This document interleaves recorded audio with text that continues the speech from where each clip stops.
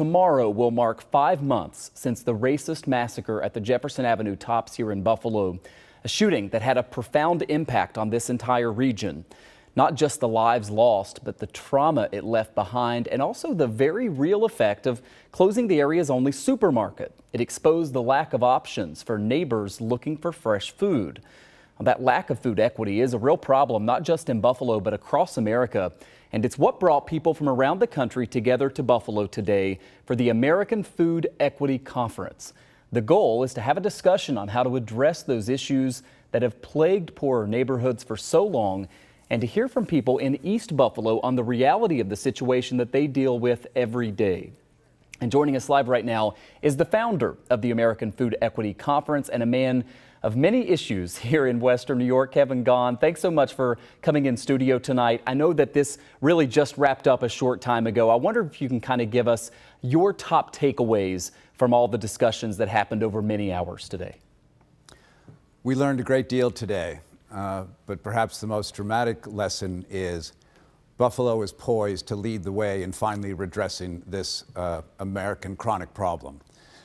In the past several months, in the course of crafting this conference, I came into contact with a broad range of East Buffalo Black citizens who for years, long before the terrible tragedy, have been working, creating businesses and projects, urban farms, vertical farms, hydroponic, the new grocery stores to increase access for East Buffalo families. In East Buffalo, we have a 300% greater premature death rate than any other region in Western New York. And of course, that's directly tied to nutrition and the type of food that people eat. So we were grateful today. We started today. We had investors from around the country, and we're hoping now that as a result of the discussion we had today, they're going to make direct investments into East Buffalo.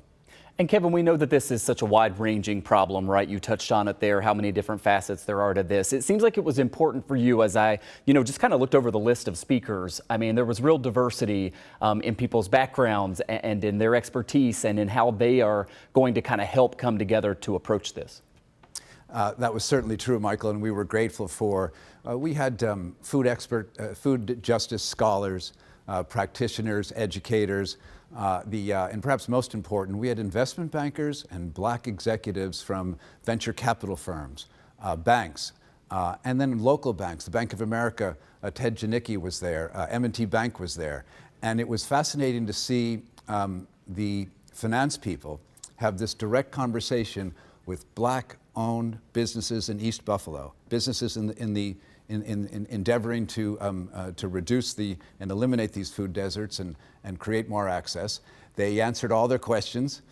They put on impressive pitches for assistance, and they demonstrated that all they need is capital so that we can increase fresh food outlets in this community. We're hoping now, as a result of today, that once we consummate these relationships from these investors and these magnificent East Buffalo businesses, that we're going to offer a model to the rest of the country.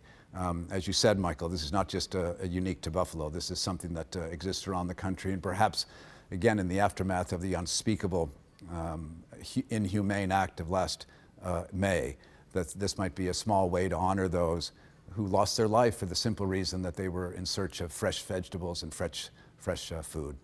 As you heard from people from East Buffalo today, and as you mentioned, hearing from them and then letting the venture capitalists and the money folks sort of hear from them as well. Anything that surprised you or you thought was the biggest point that needed to be made? I was just surprised and impressed how quickly the potential investors recognized the entrepreneurship and the experience and the knowledge of these small businesses. Alexander Wright with his African Heritage Food Co-op, Allison DeHoney with her urban veggies and fruits. And it was fascinating to see, and what I realized was, among other inequities in these disinvested communities around America, like East Buffalo, not only not a lack of access to food, but a lack of access to capital. And in a small way, we bridge that divide today, and I think in that way we may have made a modest contribution. Finally, Kevin, I'm almost out of time, but as you look to what next steps are, you obviously have this conference now. You got these important groups together, right, and had them conversing. What happens specifically from here and time frames looking forward?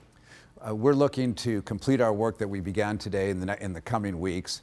Toward that end, a number of the potential investors agreed to meet immediately next week back here in Buffalo, which I took as a great sign. And I think at that point we should be able to complete the process of answering. As we all know, those of us who've dealt with banks and bankers are very careful, but we address their concerns. I should say the East Buffalo leaders address their concerns, and I think they put on satisfactory presentations.